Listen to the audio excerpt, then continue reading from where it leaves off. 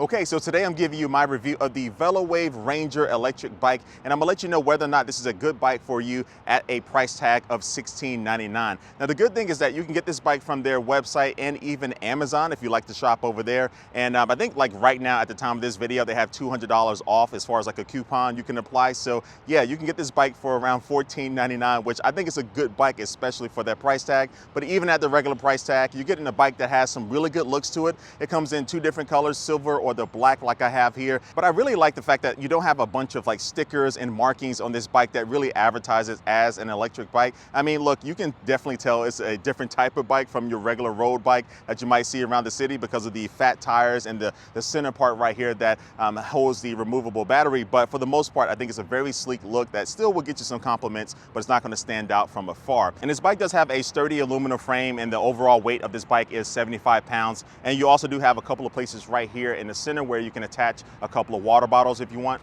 Now, I will point out that this bike does not come with any fenders or a rear rack. Now, you can add them on yourselves and you can even buy them from the same company on their website. But yeah, if you do plan on taking this bike off-road, which is actually pretty good for going off-road because of the 26 by 4-inch fat tires that this bike does have, you might want to at least add on some fenders so you're not getting sprayed with mud and water and stuff. But at this price point, it's not uncommon not to see that on these type of bikes. But yeah, use that $200 savings right now if you are buying it with that coupon still active to add some fenders. That's my recommendation. All right, let's talk about how this thing feels to ride. So you do have a front suspension system, so it is adjustable, so you can open it or close it depending on if you are riding on just flat terrain or if you are going off-road where it might be a little bit more bumpy. And then also this seat is comfortable. It's a wide seat that does have some give, so for a stock seat, I did find it to be enjoyable even if I was riding for multiple miles at a time. Now, the recommended rider for this bike is going to be between 5'6" and 6'2" for the height, and then also the maximum weight capacity is going to be 300 pounds. So it has a good range there, but the way this bike has the rider sitting is that you're gonna be sitting a little bit forward instead of sitting upright like you might find with other e-bikes. So just take that into consideration. I find that to be not that uncomfortable, but some people might wanna have a little bit more of a relaxed riding style where you sit back a little bit. But yeah, so you're gonna be leaning forward a little bit, but for me, it wasn't an issue. But it is good that the handlebars are comfortable, especially when you are going to be leaning forward a little bit.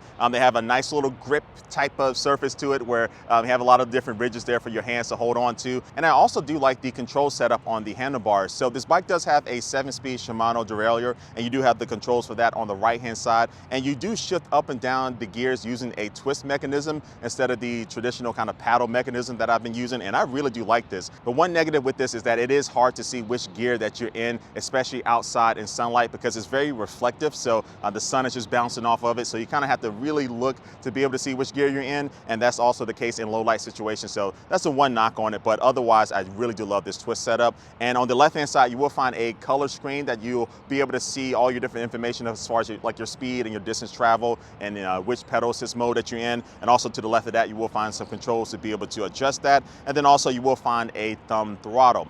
Oh, and then one more thing I almost forgot to mention is that this bike doesn't come with any type of bell or horn, so you have to add that yourself. Now, I am really happy with the headlight. It does do a really good job at lighting up the path in front of me, but on the back, you do not have a brake light. You just have this little reflective panel back here, so just be aware of that. But one thing I will say that I forgot to mention before is that the cable management is pretty good on here. A lot of the cables are integrated to go in the frame of the bike all the way down to the back to the motor, but up front, they did a good job at tying things down and keeping things organized. All right, so now let's talk about speed, because you know I'm all about the speed. I like going fast. Actually, I'm a little safe, but anyway, this bike does have a 750 watt Bafang motor on the back, and they say it's rated for a top speed of around 28 miles per hour using pedal assist, and I was able to hit that pretty easily. But one thing I was really impressed with is the braking on this bike. So you do get hydraulic disc brakes on this bike, and at this price range, you don't always see that. So you might see that as a trade-off for not having fenders and a basket or a rear rack. But if you have to ask me, I'd rather take some really good brakes over having fenders and baskets and stuff, because it's kind of hard to upgrade your brakes if you don't know what you're doing. But anyone practically can basically add on some fenders and stuff later. And you know, having good brakes is not just for trying to get to a stop in a hurry, but if you are going down like hills and stuff, you want to go down at a smooth, controlled pace. Having good brakes is definitely very important. So these brakes allow me to do things like this without a problem. But yeah, look, I've used electric bikes that cost twice as much as this one, and the brakes don't perform as well, and they're squeaking and stuff. But yeah, they've done a good job with the brakes. I don't know the brand of the brakes or whatever, but whatever they're using, keep using them. All right, so now I'm about to do a quick throttle only speed test. So again, with pedal assist, 28 miles per hour is what I was able to get with this with a little bit of effort, but just using the throttle, let's see what we get in 3, 2, 1, boom. All right, we're off to a start. Again, I'm about 6 feet tall, weigh about 220 on a good day, depending on what I ate for lunch. But right now we're at 15 miles per hour, 16, 17, 18.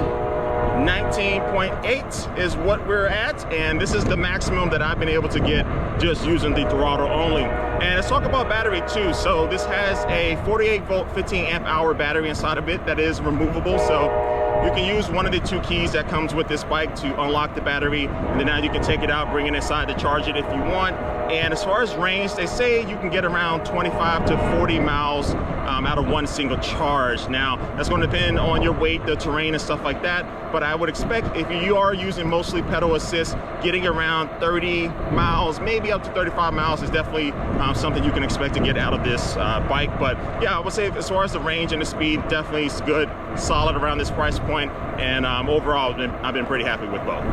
Okay, so my final thoughts about this Velowave Ranger. Look, it has amazing brakes, it has a great top speed, it's really easy to get up to using pedal assist, and I think it's a comfortable ride even though you're sitting a little bit forward. I really like the way this bike does ride and just really handles. And the negatives about this bike not having a rear rack and also not having any fenders are things that you can always fix yourself at a later date. But the one thing that just really stands out to me is not being able to see the gears on the controls here on the handlebars. But outside of that, I think this bike for the price tag of $16.99 is a really good deal. And I think with that $200 off, hopefully it's still going on when you're watching this video, it's an even better deal. Then also with this bike being available on Amazon, I know some people just feel a little bit more comfortable spending this type of money on a website that they already know and trust. So being able to recommend this bike that you can go on Amazon to buy is also another plus in my book. But yeah, that's all I got for my Velowave Ranger review. If you like this video, hopefully you did, go ahead and give it a like, and also be sure to subscribe and hit that notification bell to my channel if you want to. And also drop a comment down below and let me know what you think about this bike. And I will be putting some links in the description of this video that will take you to the Amazon website and also the company's website